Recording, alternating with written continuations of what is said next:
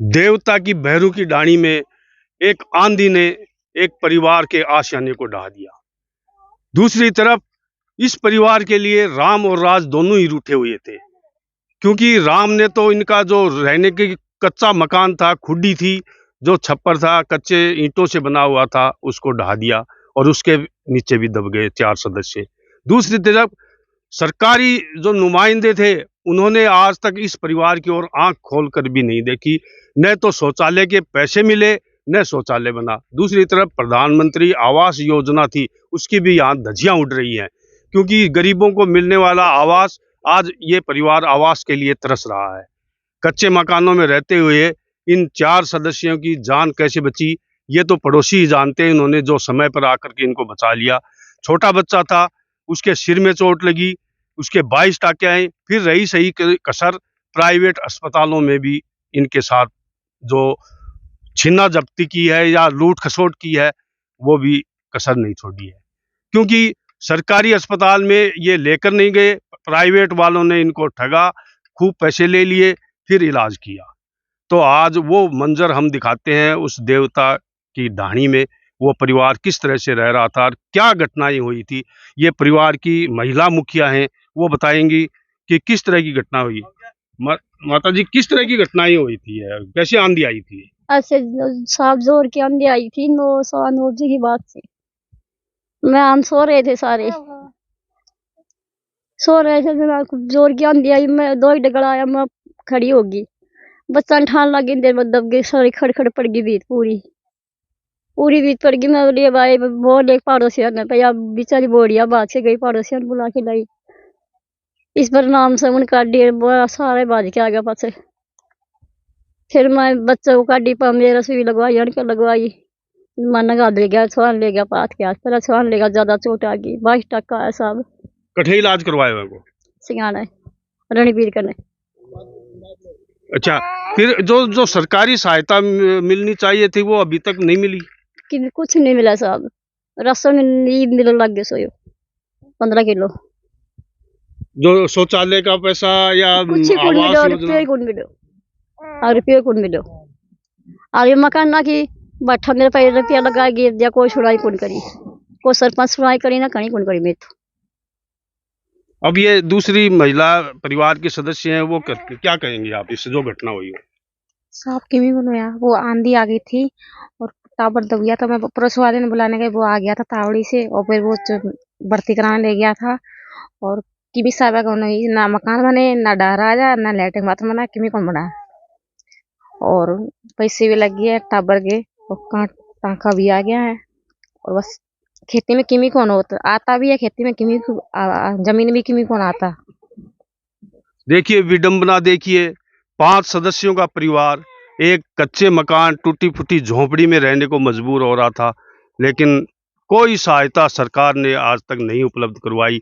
सिर्फ इस परिवार को वोट के लिए ही समझ रहे थे कि ये वोट डालो और अपने रहो, बस यहाँ तक सोच रहे थे। अब यहाँ से यहाँ के ग्रामीण भी यहाँ मौजूद है, जिन्होंने जो इनको पहुंच करके बचाया था। किस तरह की घटनाएं सर, किस तरह की घटनाएं हुई और कैसे बचाया इनको? मैं तो कर रहा हूँ, कहाँ पाऊँ है शाम की पा के देखियो तो नया बोढ़िया बाजी गई, बोल बचाओ बचाओ, ये खुड्डी में दब रहा।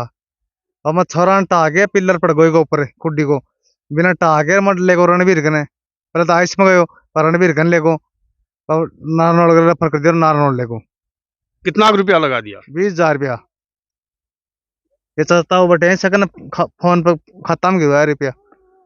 तो इनको तो आप पड़ोसी है, इनको तो शौचालय, आवास योजना, इनकी कोई सहायता नहीं मिली, कभी इनके आवेदन किया? किसी ने सुनाई नहीं की। कोई यहाँ बहुत टाइम था जय ही, और सुवर्ण की कोई सहायता। तो यहाँ इस गांव के और भी मौजूद लोग बैठे हैं, बुजुर्ग भी हैं। बाबा, परिवार की हालत खराब और कोई सहायता नहीं मिली, क्या कहेंगे? मैं तो क्या बताऊं। अच्छा, परिवार का मुखिया जो अब यह हमारे पास है, ये दिव्यांग है, वजह चलने में असमर्थ हो रहा है, लेकिन ये भी उस कुटिया में दब गया था, उस जो खुड्डी में दब गया था, बड़ी मुश्किल से पड़ोसियों ने निकाला। अब ये बताएंगे क्या घटना हुई थी, क्या घटना हुई थी? घटना साहब, मैं तो रोटी खा के सो गया है, और ऐसे कोई हवा या क्या हुआ भगवान जाने, मेरे को तो यही पता नहीं है। ऊपर से जो है क्या आया जो तुम्हें हाथ न करेंगे कुछ कुछ, फिर मेरे को तो नीचे ही दब गया। दोनों की खाट गल रही है, हमारों की, स्त्री की और हमारी, और पोते की। मैं तो नीचे के नीचे है। हमको तो ये भी नहीं मेरा कौन कौन काट रहा है, कौन नहीं काट रहा है, और बाकी का पता नहीं है मंटो साहब। क्या पोता ले गया, कोई किताब ले गया, कोई स्त्री को ले गया। हम तो साहब फिर लास्ट का मैं हमको भी ले गया, फिर हमको भी सुई लगवाई है, वह भी दवाई पानी भी दिवाया है, और सब बच्चे को ले गया। कोई ये आपको सहायता क्यों नहीं मिली शौचालय की, मकानों की? कुछ भी नहीं मिली है साहब अभी तक तो। अब कौन आए हैं आपके पास मदद के लिए? कोई आया मदद के लिए साहब ये काका ताई का भाई यही आ रहा है काटने के लिए, तो अभी ये भाई कर रहा है साहब, कुछ कर रहा था, यही मदद कर रहा है।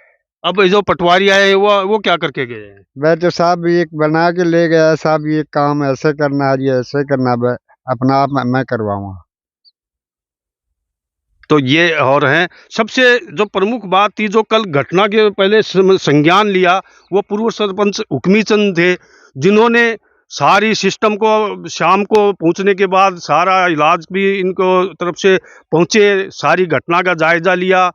फिर ये किस तरह की घटना थी, क्या सहायता करने की आश्वासन? ये साहब ये है कि मैं वह कल कहाँ गया हुआ था, शाम के मेरे पास ये ईश्वर सिंह आया था और उसने कहा कि मंगेश सिंह का मकान कल अचानक रात्रि को 9:30 बजे गिर गया, और उनके बच्चा पोता है उसके 22 टाँके आए हैं, और वो अनहोनी हो गई, और वो बच्चा तो पता नहीं कैसे बच गया। हादसा इतना भयंकर था कि परिवार के सदस्य सारे सो रहे थे, अचानक बिजली अंदर आने से, और वो जो उसका कच्चा मकान था वो गिर गया, और बच्चा तो इतना बेहोश हो गया कि उसको हॉस्पिटल में ले जाया गया तो वो बच गया, और एक बकरी का बच्चा था वो भी दब गया, वो भी मर गया।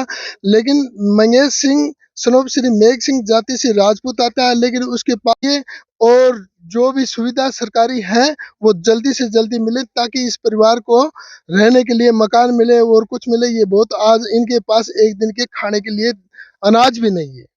इसीलिए मैं सरकार से और पत्रकार भाइयों से और सबको मैं ये कहना चाहता हूँ कि जल्दी से जल्दी इस गरीब व्यक्ति को जरूर सहायता मिले, ताकि इसका परिवार का पालन पोषण सही ढंग से हो सकता है।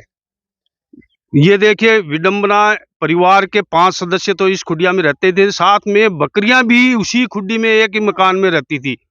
तो इससे बड़ी विडंबना क्या होगी? इस गरीबी का क्या हो रहा है यहाँ, ये स्थिति देखने को मिल रही है। मैं कैमरामैन से भी कहूंगा कि पूरी स्थिति को यहाँ से दिखाएं, भाई किस तरह से ये परिवार रह रहा था, किस तरह से ये मकान ढहा, अब ये बाहर खुले में सोने को मजबूर हो रहा है। ये तो पड़ोसियों की मेहरबानी है, जिन्होंने तुरंत पहुंच करके जो भी तुरंत सहायता थी वो सहायता उपलब्ध करवाई। नहीं तो पता नहीं वो परिवार दबा रहता, क्या घटना होती, ये भी सोचने के परे बात।